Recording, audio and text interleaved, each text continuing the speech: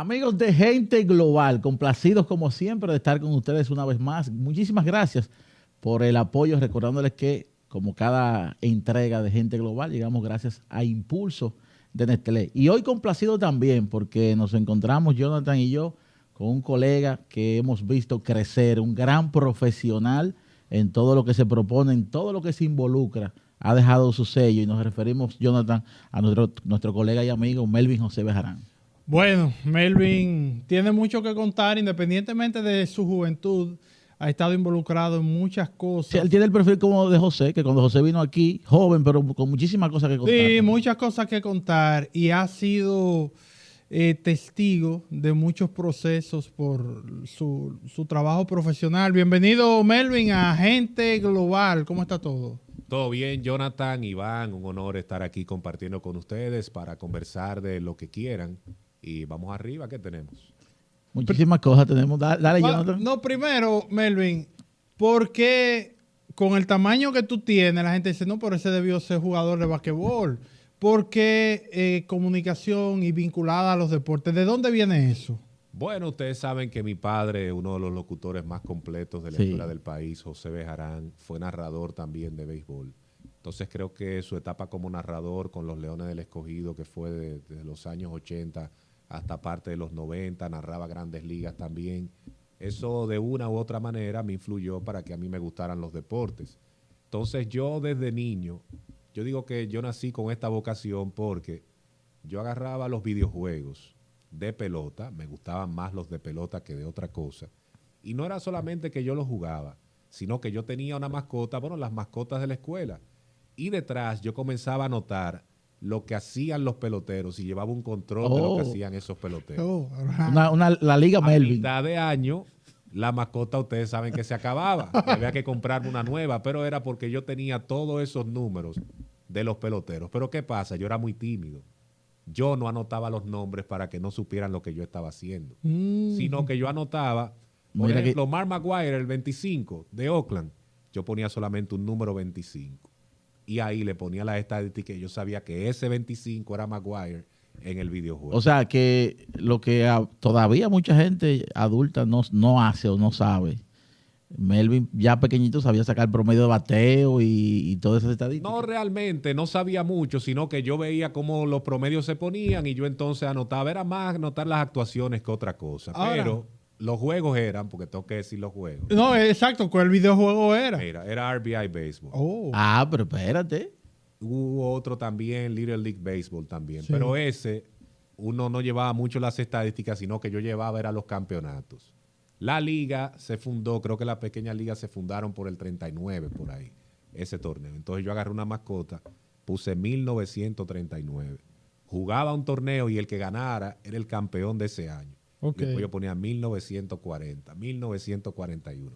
O sea, yo jugué todos los torneos hasta el año donde estábamos, con equipos diferentes y que para ver quiénes ganaban y eso. Esa era mi manera de divertirme y esa era una manera que desde el inicio de mi niñez, yo creo que ya yo iba dando pasos de qué era lo que yo quería. Y después, ya cuando voy a salir del bachillerato, yo todavía no sabía qué iba a estudiar, a qué me iba a dedicar.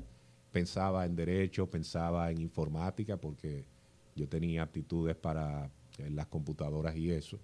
Pero una maestra del bachillerato me dice, pero tú puedes estudiar comunicación.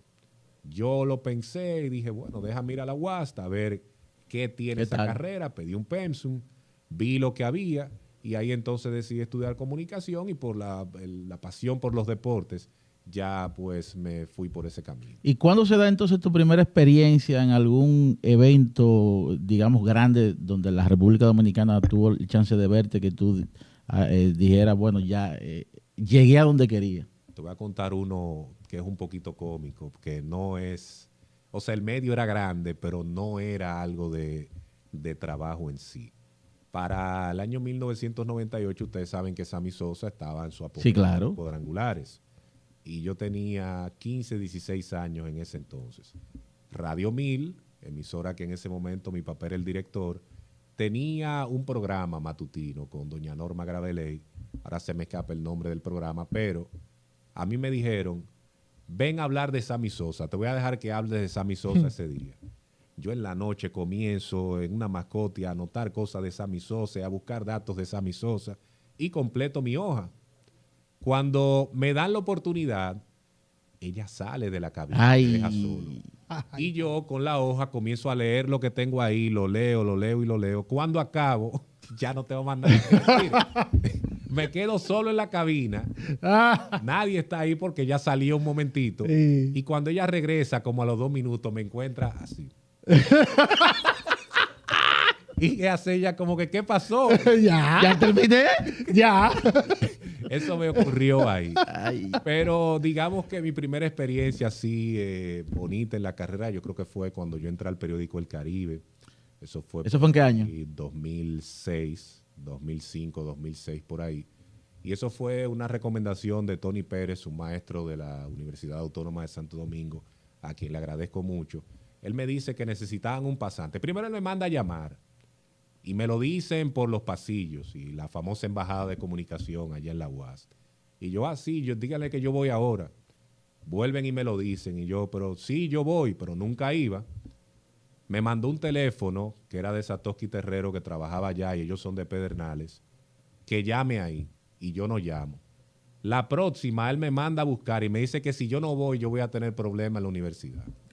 Bueno, ya yo tuve que ir allá a la dirección de comunicación y me dice él, mira tigre, tú vas a ir al periódico El Caribe a hacer una pasantía para que continúes con tu desarrollo. Y yo le digo, no, lo que pasa es que yo quiero concentrarme en terminar la carrera. Él me dijo, oye, si tú no vas, tú vas a tener serios problemas.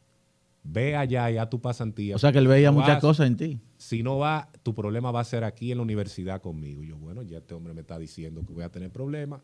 Y fui al periódico El Caribe.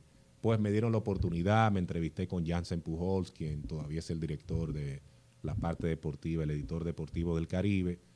Me aceptaron. Ahí compartí mucho con Satoshi, con Jansen, con Carlos Sánchez, con Iván Brea, con Julio Castro, con Leonardo Reyes. Y esos años que yo duré ahí, un par de años, esos años me sirvieron de mucho. Yo creo que mi carrera sin esa etapa no hubiese sido lo que es hoy, porque de mucha gente valiosa y con talento en la comunicación aprendí mucho y además ese trabajo en el periódico El Caribe sirvió para conectarme con otras cosas que yo he logrado. ¿Grandes Ligas, por ejemplo? Escalera. Sí, transmití Grandes Ligas por ahí, radio primero, luego televisión. Llega la oportunidad con los Leones del Escogido precisamente por el trabajo en las transmisiones de Grandes Ligas y así seguíamos entonces consiguiendo más cosas debido a ese trabajo. Y por eso yo tengo un agradecimiento eterno por Tony Pérez, porque él fue el que me empujó a que aceptara ir al periódico El Caribe a hacer esa pasantía. Hay una etapa que tú viviste que fue dirección de prensa de la selección nacional. Viajaste por donde quiera que estuvo la selección.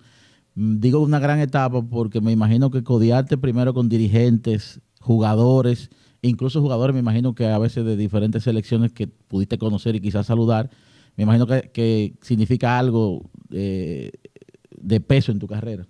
Sí, eso fue muy bonito, primero porque aunque no estaba como jugador, uno sentía que tenía un compromiso con el país, con el rol que yo desempeñaba. En mi caso era como oficial de prensa, servir información a los medios de República Dominicana, también a los medios internacionales que abordaban la selección nacional.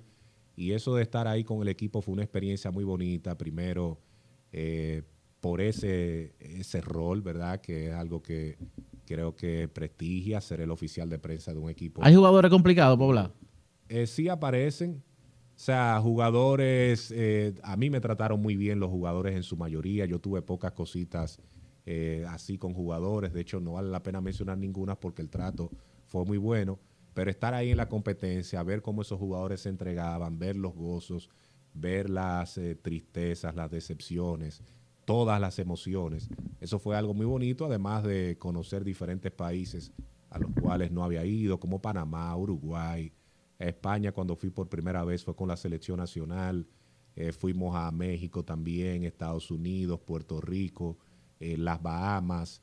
Ahora mismo se me escapan un par de países más. Bueno, China también. Sí, China en 2019. 2019. Eso también fue algo bastante bonito. Entonces, esa parte de la dirección de prensa, ya sea de un equipo, ahora mismo con los Leones, también lo has hecho en béisbol, representando al país. Entonces, eso y la selección nacional de baloncesto, ¿alguna otra experiencia? ¿Y cuál es la diferencia en cuanto al método de trabajo de un equipo de invierno, que es más largo, de la selección de baloncesto y la selección de béisbol? Bueno, la selección, por ejemplo, de baloncesto, el asunto es que como uno tiene que viajar y casi no viajan los periodistas dominicanos a esos lugares, hay que ser el canal donde se sirva toda la información. O sea, yo tenía que preocuparme no solamente por los medios escritos, yo tenía que preocuparme por los medios radiales, por los medios de televisión, tenía que preocuparme por las redes sociales y por eso servíamos contenidos de texto, de video, de audio, fotografías y nos preocupábamos constantemente por hacer eso. Y, por ejemplo, en cuanto al baloncesto, había que poner atención también a medios internacionales que querían acercarse siempre a nosotros. Por ejemplo, cuando jugamos en el Mundial de España 2014, el partido contra Eslovenia, yo tuve que ayudar a periodistas eslovenos que hicieran una previa con el... Algunos hablaban español, yo recuerdo. Si algunos hablaban español, ellos fueron a las prácticas y yo tuve que ser el canal para presentarle a los jugadores y que ellos entonces tuvieran la conversación con ellos. En China, por ejemplo, periodistas chinos se acercaban hablando en inglés y yo tenía entonces que llevarles jugadores a ellos. Los que no sabían inglés, yo tenía que traducirles.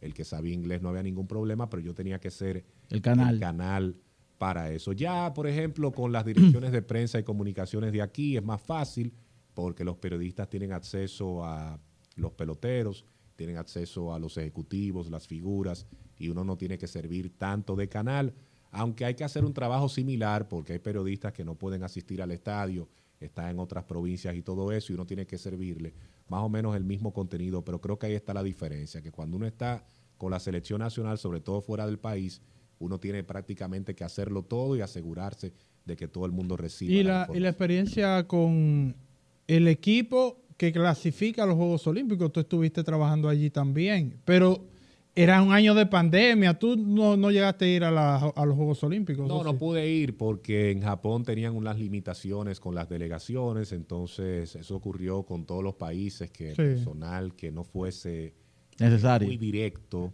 Yo diría que muy directo. Directo, sí. Todo el mundo es necesario. Todo el mundo, eso estoy de acuerdo. Pero muy directo a la competencia. Ese personal no podía asistir. Pero esa fue una experiencia muy bonita porque por la pandemia, ese rol de yo tener que llevarle todas las informaciones a todo el mundo se amplió porque ahí sí no había nadie, la verdad. A excepción de México, que fueron un par de periodistas, pero cuando estuvimos en la etapa en los Estados Unidos, teníamos que hacer prácticamente todo durante los entrenamientos, teníamos también que llevar todas las informaciones y en cantidad, digamos, un poquito más ampliada. De hecho, nosotros hicimos en ese proceso, que incluso está en el YouTube de Pro Béisbol, como 100 entrevistas. Solamente en el proceso de clasificación. Y era precisamente para que todo el mundo tuviese las reacciones post-juego, en prácticas, cuando se integraba a alguien, y todo en calidad high definition. Tú estás mirándote desde más de 10 años con los Leones, bueno, prácticamente 15. Te identificamos como la voz de radio y infiero que te gusta más que la televisión, la narración. Mira, es que en radio uno tiene la oportunidad de describir más. O sea, en televisión la gente está viendo lo que sucede. Ahí yo estoy muy de acuerdo con la leyenda Don Mendy López, que señala que en televisión todo el mundo lo está viendo. Uno tiene que decir pocas cosas en televisión, pero en radio la gente no está viendo lo que sucede y uno tiene que tratar de describir lo más que uno pueda. Por ejemplo, si dan un batazo al campo corto, yo no puedo decir rolling and short, la tiene el campo corto, el tiro a primera, out. O sea, yo no le estoy diciendo a la gente qué hizo el campo corto. Correcto. Si se movió a su derecha, si se movió hacia su izquierda, si se movió hacia el frente, si la tomó con el guante, si la tomó a mano limpia. Todas esas cosas en radio uno tiene que tratar de describirlo para que quien esté escuchando la transmisión se imagine mejor lo que está pasando.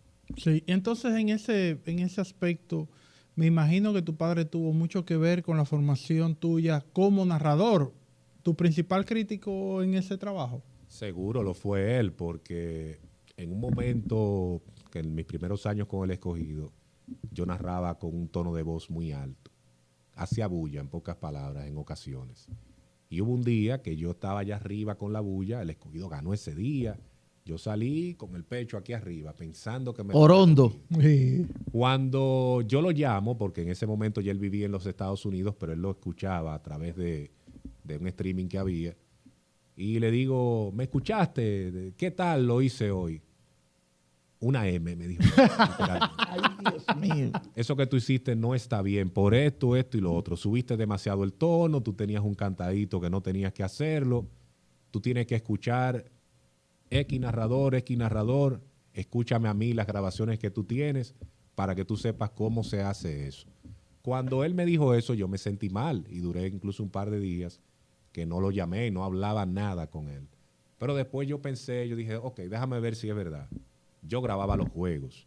Me escuché ese día y noté entonces las cosas que él me había corregido y a partir de ahí yo fui un narrador completamente diferente. La siguiente transmisión luego de esa fue totalmente diferente y cuando yo lo llamé, él me dijo, ahora sí, eso es lo que tú tienes que hacer. Porque tú tienes tu Wow. estilo propio. O sea, Claro. Melvin tiene su propia estructura. Y tú hablabas del cantadito. Y hay gente, y en el baloncesto hay uno que es muy famoso. Hay mucha gente que se parece en el baloncesto en ese tema. ¿Y qué necesita tener un buen comentarista? Tú como narrador y que has tenido tantos comentaristas al lado. Hay que caerle atrás a Melvin. No, claro. O sea, ¿cuál sería la estructura ideal que debería tener un comentarista en radio?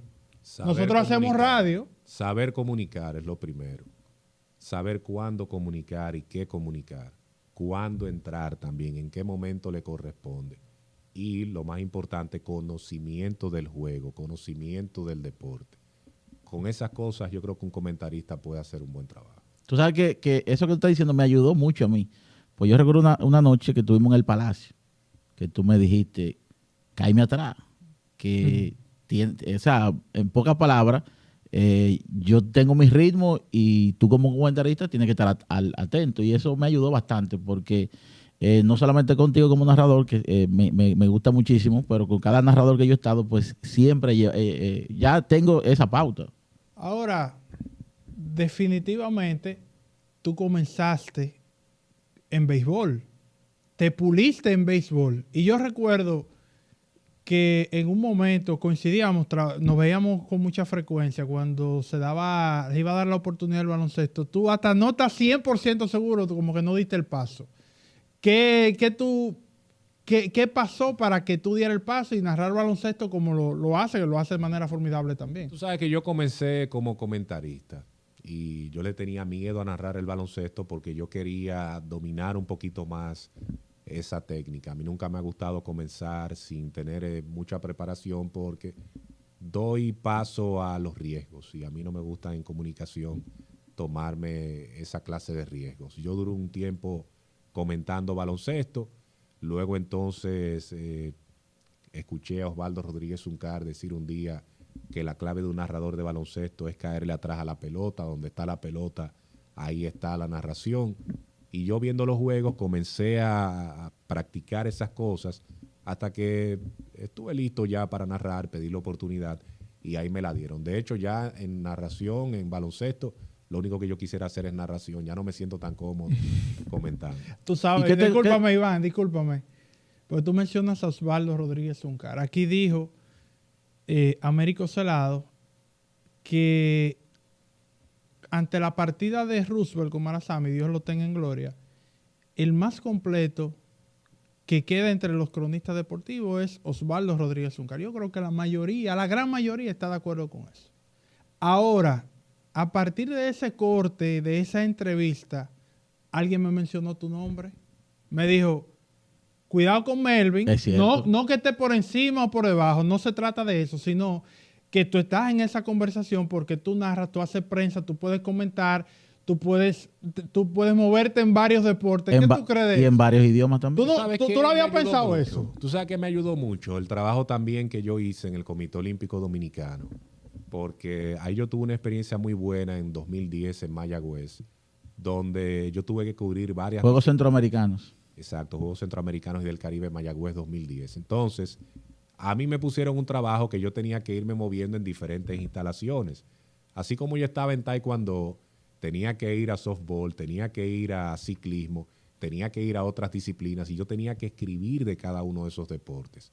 Y eso fue un proceso que lo íbamos aprendiendo sobre la marcha. O sea, el día que me tocaba taekwondo, yo me metí en internet a buscar, porque cómo se escribe el taekwondo, cómo son las reglas de este deporte. Y salí a camino, fue un trabajo que mucha gente me felicitó y todo eso. Y eso creo que contribuyó a que yo pudiera hacer mucho más cosas. Si esa es la opinión de que soy uno de los más completos, bueno, yo me siento honrado de recibir esa opinión. Pero es que en la comunicación uno tiene que prepararse, sobre todo en los deportes, tratar de hacer y de conocer lo más que uno pueda, porque aquí no hay mucho dinero. Entonces, hay que ponerse entonces en el camino donde aparezca algo. ¿Te arriesgarías a narrar otros deportes? Una vez a mí me propusieron aprender a narrar fútbol, pero con el fútbol hay algo y es que yo no tengo la pasión necesaria para narrar eso. Y interesante eso. Esto de narración tiene que ver mucho con pasión. Si a usted no le apasiona algo, mejor no lo haga. Y el fútbol, yo disfruto verlo por tiempo, ¿verdad? Ahora el Mundial, por ejemplo, yo veo algunos partidos. Tú eres del Atlético. El Atlético de Madrid, de vez en cuando veo algunos partidos. Fui a esa cancha y fue algo impresionante. Pero de ahí a yo dedicarme a narrar fútbol, yo siento que si lo hago sin tener la pasión adecuada, yo le faltaría el respeto incluso a la disciplina y con eso yo no me juego. Ah, no sabía que tú eras fanático del Atlético, ¿no? Sí, pero es contra la corriente. ¿Tú sigues siendo fanático de los Clippers? Me gustan los Clippers, sí. Mira, Atlético, Clippers. Y tú vas a los Clippers. No, y los Celtics también, para que no crean que solamente los Clippers. Y tú vas a los Clippers, este grupo con Kawhi Leonard y Paul George, va metiéndonos, saliéndonos un poquito de la carrera de Melvin. ¿Tú lo ves como un equipo championable? Hoy no. Hoy no. Hoy no, porque es que hoy, por ejemplo, no veo un Kawhi Leonard que está limitado.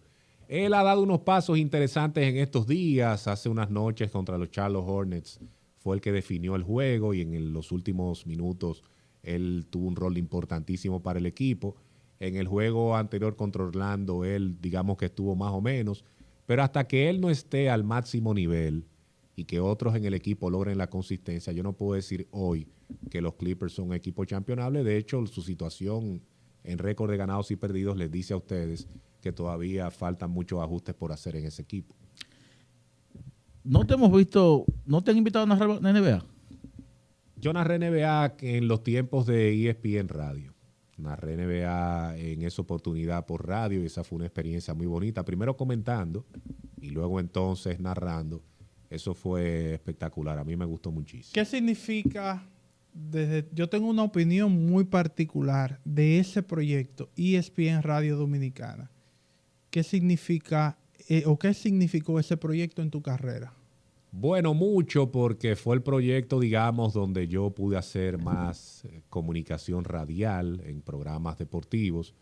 Porque yo comencé como en el 2005 en un programa que lo puse con unos amigos de la universidad, Sonido Deportivo, era los sábados. Ese fue mi real inicio en la crónica deportiva. ¿Qué año? Eso fue 2005. Era por emisoras AM, Radio Clarín, ahora no recuerdo la otra emisora porque fue en un par que lo hicimos, antes de entrar al periódico El Caribe. Pero en ESPN Radio, la oportunidad primero de entrar a Desayuno Deportivo, un ambiente totalmente diferente para mí, donde conecté con el público muy bien. A mí me encanta la interacción con los fanáticos. Hay unos pleitos famosos. Los pleitos también que sucedían ahí. Después entonces en Fórmula ESPN, donde compartí con otros colegas de muchísima calidad. Ahí estaba Jonathan, ahí estaba Daniel Díaz Alejo, Romeo. Esa etapa también fue muy bonita. Pero entonces cuando llega Nación Deportiva, eso fue otro nivel. Yo lo he dicho muchísimas veces. Yo no he hecho nunca un programa deportivo que a mí me haya divertido tanto como Nación Deportiva. Y a veces yo pienso que no lo voy a encontrar otra vez, porque eso era un programa como totalmente diferente a lo que hacía todo el mundo en cuanto a entretenimiento se refiere. Y yo creo que Nación Deportiva trazó la pauta para muchos programas que hoy día están haciendo cosas que ustedes hacían en ese momento. Porque que nosotros tuvimos que cambiar un poquito la forma porque estábamos en competencia con otros programas de muchísima calidad, de colegas hermanos. Entonces, el tener esa forma tan diferente, como los fanáticos reaccionaban ante el producto que llevábamos, y digamos que la hermandad que existía entre los que estábamos en el programa, Jonathan estaba ahí, Damaso, García, José Gómez y yo, eso hizo de ese programa algo pues muy divertido, al punto de que cuando ESPN cierra, a mí me dolió bastante porque yo decía, wow, pero un proyecto como este tan bueno, donde la Tanto gente ha trabajo que dio dedicado que tanto, llegara y se fue. tanto esfuerzo que hicimos, porque yo entré desde el inicio a ese proyecto, que termine, eso fue algo muy doloroso, pero a la vez muy gratificante haber pertenecido a ese No, y tú espacio. sabes qué se me ocurre ahora tú diciéndolo.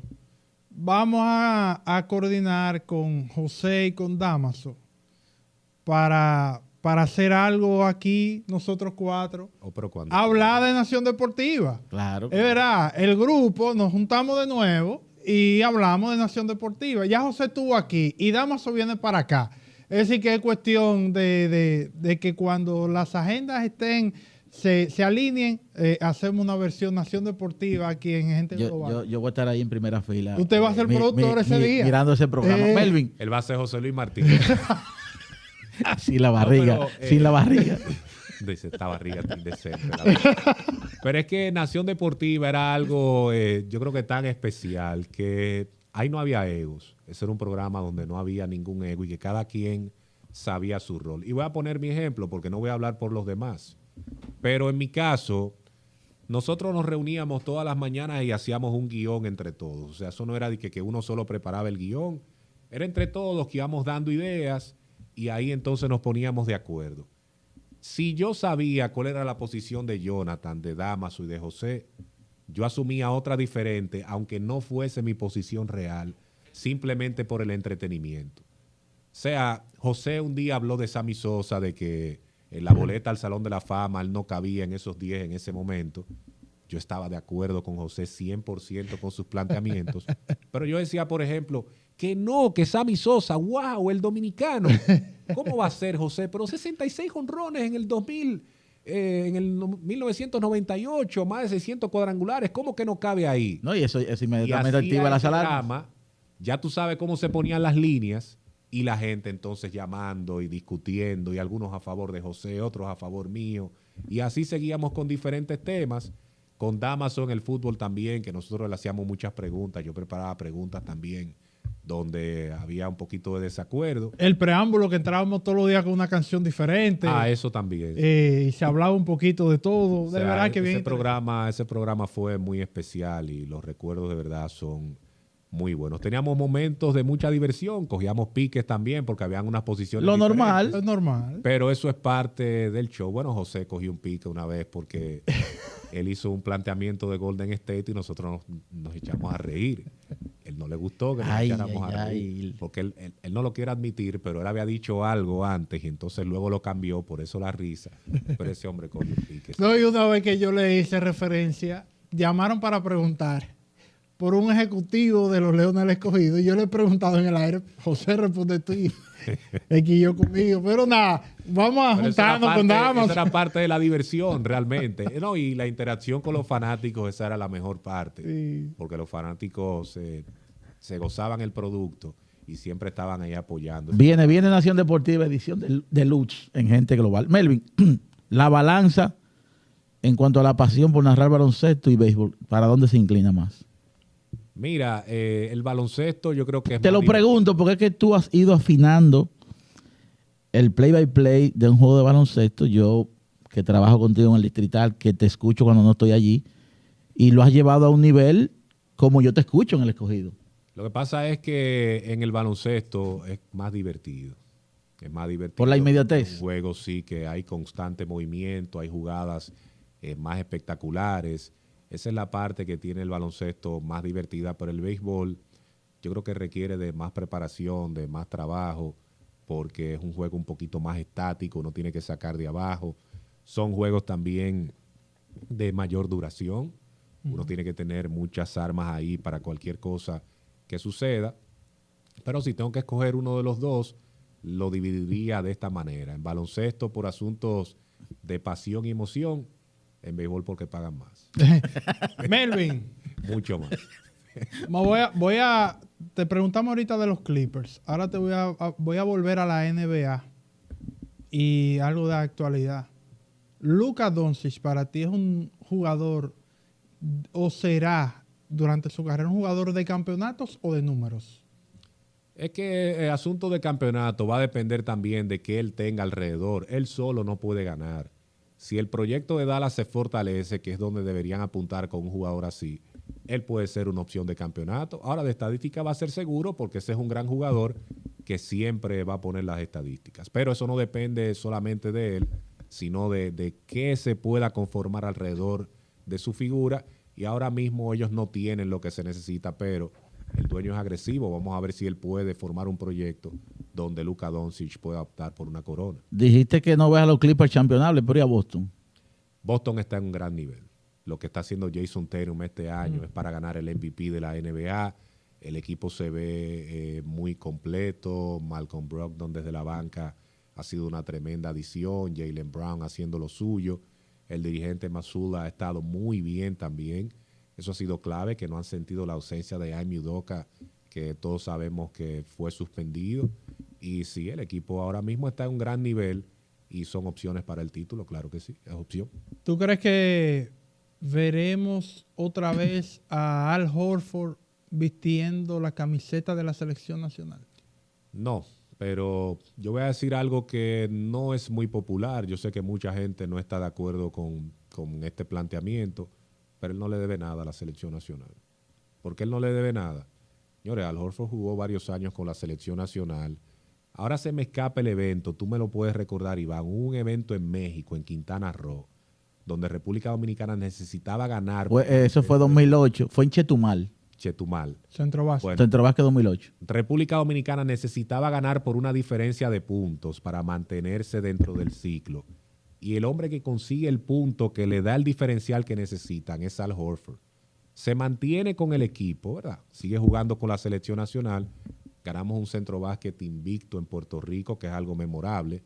Y luego entonces seguimos logrando cosas, incluyendo ir a ese repechaje olímpico, repechaje mundial, y estar a un paso de clasificar a los Juegos Olímpicos. No pudimos hacerlo por perder con Nigeria, pero Horford, el trabajo que hizo con la selección nacional fue espectacular. Lo que pasa es que nos quedamos con el sentimiento de que él no se pudo volver a poner la camiseta por razones de que quizás no quiso, no pudo, lo que sea, pero estamos olvidando su etapa con la selección, que fue muy productiva. ¿Y a Duarte lo ves con una carrera longeva, tipo, qué sé yo, Francisco García, en la selección? Puede ser, sí, puede ser. Aunque ahora con este asunto de las ventanas, si él se mantiene en la NBA, lo vamos a ver muy limitado, porque en el caso de Francisco García, como los formatos eran diferentes, él tenía mayores participaciones. Pero sí, Chris Duarte, yo creo que cada vez que puede y se presenta la oportunidad, debe estar. Él ha mostrado mucha pasión por el equipo dominicano. Te voy a llevar a que recuerdes, tú lo debes de tener algunos momentos, pero el momento que tú hayas presenciado por tu vínculo con un equipo, Leones del Escogido, con la selección, donde quiera que has trabajado, una victoria que te marcó, que te dice, wow, esa victoria la recuerdo, la narré o estuve ahí. Bueno, yo te puedo decir varias, por ejemplo, y te lo voy a decir en diferentes lugares donde he trabajado. A ver. Primero, cuando el Escogido gana con el hit de Andy Dirks, eso fue algo espectacular. Cuando ganan también el campeonato 2000. Bueno, yo te vi emocionado en la explanada del Quisqueya esa noche. No, sí, pero yo lo recuerdo. Fuera de serie. Sí, sí. Cuando el equipo gana también el campeonato a los Gigantes en 2009-2010, que muchos lloramos, muchos que crecimos siendo de los Leones del Escogido, que vemos ese campeonato finalmente, tuvimos ahí muchísimos sentimientos. Eso es en la pelota. Ya en la selección nacional, en el Mundial de España 2014, nosotros tuvimos un juego con Finlandia. Esa cancha, yo no sé si tú la recuerdas, Iván. Sí, claro, claro. Repleta de fanáticos finlandeses. Tenían un baile, un cántico, y se veía un ambiente totalmente hostil para la República Y un fanático Dominicana. tipo fútbol, que no se calla. Sí, o sea, bien intenso el fanático. Y aún así, con ese ambiente, República Dominicana pudo ganar ese juego. Y recuerdo muy bien, sobre todo, la actuación de Eloy Vargas, que fue algo espectacular. Todavía Eloy la fue FIBA enorme. utiliza esa secuencia de Eloy de unos 5 tapones que él dio. De hecho, ese para mí ha sido su mejor partido Sí, con la selección correcto. nacional, porque es que fue demasiado grande, demasiado dominante en un partido que resultó clave para avanzar. Y probablemente eso va a estar en el... Si él llega eventualmente, que creo que tiene ese perfil de llegar al pabellón de la fama del deporte dominicano, el día que él sea exaltado, eso va a salir. Ese juego es contra... que él ha sido el mejor centro en la historia de la selección nacional. Eso es verdad. Es algo que yo creo que no está en discusión. El que conoce del juego tiene que estar de acuerdo con eso. Y otro juego así memorable fue cuando República Dominicana se clasificó en México a los Juegos Olímpicos de Tokio, y hablando del béisbol olímpico. Eso fue algo fuera de serie. Pero esas son en cada uno de los trabajos que he tenido las principales. hay derrotas dolorosas también. En baloncesto. Derrotas dolorosas. Bueno, en baloncesto cuando uno es eliminado es complicado. Sobre todo con la selección. En el caso de la selección, perder de Eslovenia, un partido que se pudo haber ganado. Se pudo haber ganado. En el Mundial de España 2014 fue duro. Y en la pelota dominicana, 2013-2014 con el Licey, que fue la que me tocó vivir. Yo no estaba narrando ese día, pero sí estaba en el camerino al momento del último out. Eso fue un poquito complicado también, pero hubo venganza en 2015, 2016. Por lo menos esa, digamos que se recuperó. Melvin, en el béisbol, actualmente estamos en los preparativos del Clásico Mundial, todo eso. Hay una decisión que se tomó por parte de la federación y me gustaría conocer tu posición. ¿Tú estás de acuerdo de que Nelson Cruz tenga la doble condición de jugador y gerente general? Mira, yo le deseo lo mejor, es lo primero. Yo le deseo lo mejor por el bien del país. Yo creo que hay que darle todo el apoyo que él se merece. Pero yo tengo algo que creo que con ese tipo de selección se desconsideró a mucha gente de béisbol aquí en la República Dominicana, muchos ejecutivos que tienen las condiciones para estar ahí y que son ejecutivos de ese tipo de trabajo. No tengo nada en contra de Nelson Cruz, para nada. Repito que le auguro lo mejor en el Clásico Mundial. Celebraré con él y con el equipo si ganamos, eso es lo que todos queremos, pero su designación, entiendo yo, que fue, digamos, un golpe para hombres de béisbol que tiene la República Dominicana, ejecutivos, por ejemplo, de los diferentes equipos de la pelota local, otros ejecutivos también que tienen roles en equipos de grandes ligas. Creo que ese puesto es para ellos y no para un jugador que está activo todavía. Lo respeto de verdad la decisión, pero creo que ese puesto debió ser para esos hombres de béisbol que han hecho su trabajo y que merecen también esa clase de oportunidades. Hablando de la conformación del equipo, ante la ausencia de Fernando Tatis Jr., ¿cuál sería tu shortstop? Está Jeremy Peña, Wander Franco y Willy Adames. Yo creo que Jeremy Peña ahora mismo se lo ganó. Lo que hizo en postemporada con Houston, eso es algo que llenó, yo creo que todos los corazones de nosotros, los dominicanos, y creo que por ese trabajo él debe ser el hombre del campo corto. En la actualidad y al momento de grabar esta entrevista, hemos visto ya varios contratos que se han dado en grandes ligas de $300 millones. Van 11 hasta el momento. ¿Cuál de esos contratos de más de 300 millones tú vislumbras como que quizás no terminen de la mejor manera? El primero fue el de Giancarlo Stanton, que es el que primero terminará en 2027. Pero hay otros ya que se han firmado. ¿Cuál tú vislumbras como que tal vez no terminen tan bien? Mira, no le dieron 300, pero le dieron 280, y lo quiero mencionar ahí. Es el de Xander Bogaerts con los Padres de San Diego. ¡Ay, papá! No solamente... Está muy cerca de... Sí, está muy cerca. Es válido. No solamente por el hecho de los 280, sino que cuando él termine ese contrato, él va a tener, si no me equivoco, 41 años de edad. Sí. Él no tiene una producción de máximo poder, de producir muchísimas carreras. Es un tremendo pelotero. Pero creo que va a llegar un punto con lo que él está proyectando donde ese contrato va a ser incómodo para el equipo de los Padres de San Diego. Van a disfrutar mucho ahora, van a gozarse mucho esta etapa de Xander Bogaerts, pero cuando el contrato siga avanzando, ese contrato puede ser bien complicado. Sí. Melvin, hace unos días, una de las entregas que hemos tenido aquí, tuvimos un debate bien intenso y quisiéramos preguntarte a ti en ese sentido, de los dominicanos, que son muchos, que han dado positivo en Grandes Ligas, ¿cuál es el que más te ha decepcionado? A ti como fanático, como hombre de la comunicación en el deporte. Es una pregunta complicada porque son varios realmente, pero creo que la forma como Manny Ramírez salió del juego es algo muy decepcionante. Y uno tiene que mencionar también a Robinson Cano. Son tipos que no necesitaban esas cosas y entonces caen carreras que proyectaban para Salón de la Fama Ahora la tienen bastante complicada, casi imposible que puedan entrar. Me voy a quedar con esos dos. ¿Tú ves a Alex Rodríguez con la posibilidad de ingresar al Salón de la Fama?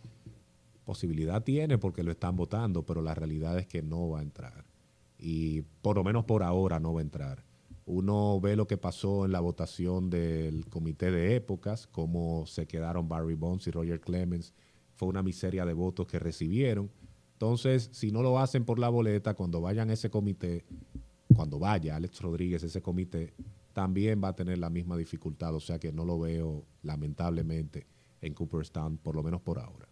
No, yo creo Hasta que no entre uno de esos tipos, él no tiene oportunidad. Y el futuro de Fernando Tatis con los Padres de San Diego, ¿cómo tú lo ves? Estamos hablando de que hay una situación, están en medio de un proceso de crisis, vamos a decir. Lo que queda en lo adelante es que Tatis pueda volver al terreno y que muestre lo que realmente él tiene. Y un hecho que ya no será en el shortstop. Entonces, ¿cómo tú vislumbras a Fernando Tatis con los Padres de San Diego a largo plazo? A mí me gustaría conocer la posición de los Padres de San Diego, porque se supone que Tatis Jr. era el campo corto, llevan a Xander Bogaerts y vamos a ver si juega Phil ahora, por lo menos. Ellos lo van a mantener porque es un talento que independientemente de lo que sucedió, es muy potable, es un tipo muy popular, que ellos le pueden sacar mucho provecho, no solamente en asuntos de mercadeo, en el terreno de juego. Tatis Jr. es un caballo cuando juega. Y si lo tienen saludable, con la condición de atleta que él tiene, ponerlo en el outfield será la opción. Pero me gustaría que San Diego lo explique mejor también, porque se ve como que lo están desplazando un poco. Mira, finalmente de mi parte, tengo aquí algunos nombres para que tú me digas qué tú crees de esas personas. Mickey Mena. Bueno, uno de los mejores comentaristas de todos los tiempos. Seguí desde niño su carrera, lo respeté mucho, lo quise mucho a Don Mickey, me dio un trato espectacular. Y es uno de esos tipos que uno puede decir que hace falta. De lo mejor de la crónica deportiva en su historia, Mickey Mena. Iván Brea. Iván Brea fue un maestro en el periódico El Caribe. Nosotros compartimos muchísimo. Mayillo, como nosotros le decíamos por allá. Fue alguien con el cual aprendí mucho. Me divertí mucho. Fue quien me ayudó a entrar a las transmisiones de baloncesto también, primero en radio, y es alguien que siempre recordaré. Odalí Santiago. Odalí Santiago es un gran profesional, uno de los tipos más completos de la comunicación deportiva, como mercadólogo también, excelente. Y una persona a la cual también le agradezco porque me ha dado unas oportunidades buenas en transmisiones de eventos deportivos como Juegos Panamericanos. Esas oportunidades que él me ha dado yo las valoro mucho. José Gómez. José Gómez, el gerente. El gerente general. Amigo mío. Llave. Tremendo. Y compañero de cabina también. Tremendo profesional. De los mejores profesionales que tiene la República Dominicana en materia de béisbol. Conocimiento y responsabilidad. Don Mario Emilio Guerrero. Uno de los mejores directores de comunicaciones de todos los tiempos. Y creo que cuando uno mira los boletines de los equipos, cada equipo está muy influenciado en el trabajo que hacía Mario Emilio Guerrero. Lo recuerdo con mucho cariño, con mucha alegría. Fue quien me dio la llamada para entrar a los Leones del Escogido. Otras cosas también que pudimos hacer juntos. Unos días antes de fallecer tuvimos una conversación también donde yo le decía, Mario Emilio, tú eres un tipo privilegiado porque a ti te tocó trabajar con mucha gente importante. Trabajaste en eventos grandes, con gente importante. Ojalá yo tener esas oportunidades que tú tuviste. Y fue una conversación que también recordaré bastante. Osvaldo Rodríguez Zuncar. El más completo. Para mí Osvaldo es como un maestro porque tú lo pones en lo que El sea versátil. y él te va a hacer el trabajo. O sea, si necesitas que narre baloncesto, lo va a hacer como el mejor. Si necesitas que comente baloncesto, lo va a hacer como el mejor porque tiene conocimiento. Igual béisbol, él narra excelente, pero cuando le tocaba comentar en el pasado, que yo lo escuché con el Escogido, en su época por allá, lo hacía excelente también. Te puede hacer boxeo, te puede hacer voleibol, te puede hablar de cualquier disciplina y para mí no hay uno más completo que él. Finalmente, José Bejarán. Locutor más completo de la República Dominicana en su historia y no porque es mi padre, pero José Bejarán te podía grabar anuncios, te podía presentar programas musicales, te narraba béisbol, te hacía lo que sea, lectura de noticias también, lo que se necesitara lo hacía José Bejarán. Y por ser mi padre, yo viví muchas cosas con él en materia de locución, era impresionante como un caso que él iba a grabar un anuncio. Él me decía en el vehículo, espérame ahí. Viejo, él salía como a los 2 minutos de grabar. Wow. Ya. ¿Cómo? Y yo le decía, pero ya. Y él dije, sí, ya. Clean Eastwood, no había que ensayar mucho. No. Y ese anuncio salía, mira, de manera espectacular. Y es mi maestro, obviamente. Es el hombre al cual yo en materia de comunicación le debo más. Melvin, finalmente de mi parte entonces, si tú tuvieras la oportunidad de tomar X decisión con relación al baloncesto local, ¿qué tú harías? Al baloncesto local, ¿qué decisión tomaría? Pero en cuanto a... O sea, en cuanto a mejorar el baloncesto, la estructura del baloncesto dominicano. Capacitación. Yo creo que eso es importante, capacitar a todos los que están envueltos en el baloncesto. El tema de la seguridad también es algo que el baloncesto dominicano tiene que tomar muy en cuenta, y más o menos me iría por ahí. El baloncesto, yo creo que aquí tiene buen nivel, creo que tiene buenas maneras de echarlo hacia adelante. Hay gente que está haciendo esfuerzos para que el baloncesto sea atractivo, y me iría solamente por esas cosas: capacitación de todo el mundo, de cómo hacer las cosas bien, y seguridad, porque el tema de infraestructura ya eso es algo que no depende. Claro, no se controla. Pero con infraestructuras mejores en baloncesto, yo sé que muchas de estas cosas serían mejores. ¿Baloncesto o béisbol ya para una cosa final? ¿Béisbol? Tú dices, bueno, Si tienes que elegir uno de los dos deportes. para trabajar, No para verlo, sino... para trabajar el béisbol, o sea, el campo de trabajo del béisbol para mí es más interesante, pero para diversión yo prefiero el baloncesto. Es decir, nosotros tenemos un balón de baloncesto y una pelota de béisbol para que los invitados la firmen. ¿Cuál de las dos tú quisieras firmar? No la de béisbol, probablemente. Te vas a sentir como una estrella del campo, ¿eh? De hecho, lo he hecho. Bueno. Me lo han pedido gente ¿Que que cree que tú eres pelotero? sí en el estadio. Pero yo no soy pelotero. Pero en básquet yo tengo una. Ajá. Un día, afuera del Madison Square Garden, Enrique Rojas necesitaba entrevistar a uno de los jugadores, pero no había acceso a la práctica. Y ahí estaba mi función como director de prensa. Yo saco a Eloy Vargas y saco al dirigente de ese entonces, el de Kentucky. Calipari. No, el dominicano. Antigua. Orlando Antigua. Perdón que se me olvidó el nombre, pero Orlando Antigua. Lo saco y hay una señora que me dice, ven para una foto. Entonces yo tenía la camiseta de práctica de la selección y el pantalón de práctica y unos tenis, porque a nosotros nos vestían de la selección nacional. Y ella insistiendo, ven, que una foto. Y yo, pero que yo no soy jugador. Sí, tú eres jugador. Decía ella. Y yo que no, porque yo estaba concentrado en mi trabajo también con ellos. Pues la tipa me insultó. Váyase de ahí entonces. Y me tiró un insulto y yo, bueno. Pero eso era divertido porque con la selección nacional muchas veces yo me hacía pasar por jugador en sitios cuando yo salía con los jugadores. Si no iba Eloy Vargas, yo decía, yo soy Eloy Vargas, el 11. Yo soy Charlie Villanueva. No, yo no estoy en el roster, pero estoy aquí acompañando a los muchachos. O sea que Me creía. Mendoza se hizo pasar por Ángel Castro una vez. Sí. En el Clásico Mundial, claro que sí. Bueno, tenía el vientre. Señores, la barba. Melvin, muchísimas gracias por aceptar nuestra invitación. La verdad que lo hemos pasado muy bien y sabemos, la entrevista fue divertida, pero también yo creo que le puede servir de aprendizaje a mucha gente que quiere ser mañana alguien como tú, que realizar un trabajo como el que tú realizas, ya sea como narrador, porque de alguna manera fue didáctica también. Claro. La conversación con Melvin José Bejarán, a quien ya hemos comprometido para hacer una versión especial de Nación Deportiva y por qué no invitarlo un día de estos a uno de los debates que hacemos aquí en básquet y béisbol global. Iván. No, gracias Melvin por estar con nosotros y ustedes amigos que siempre están por ahí con nosotros apoyándonos, espero de verdad que al igual que yo hayan disfrutado mucho esta conversación con un gran profesional y alguien que respetamos bastante como Melvin José Bejarán. Melvin, gracias. Un gran honor compartir con ustedes y a quienes están viendo pues este trabajo.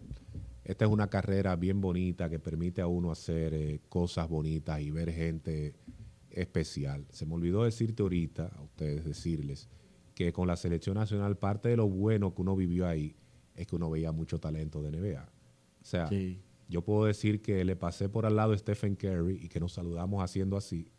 Y que vi a Andre Drummond así grandísimo y fuerte y me quité, pues yo no sabía si era que le iba a entrar a alguien porque estaba guapo. Wow. Pero Es que feo. ver tipos como Anthony Davis, Kyrie Irving, esos tipos de la NBA, los internacionales, Giannis Antetokounmpo, esa experiencia fue muy bonita y es parte de lo que uno vive, es parte de cuando uno es cronista deportivo, comunicador deportivo, uno tiene oportunidad de ver esas figuras que uno por televisión admira, ¿verdad? Que uno sigue. Es una carrera muy bonita y al que quiera, esto es asunto de preparación, buscar calidad en todo momento. Así que un honor. Mis amigos, nos vemos en el próximo capítulo de Gente Global.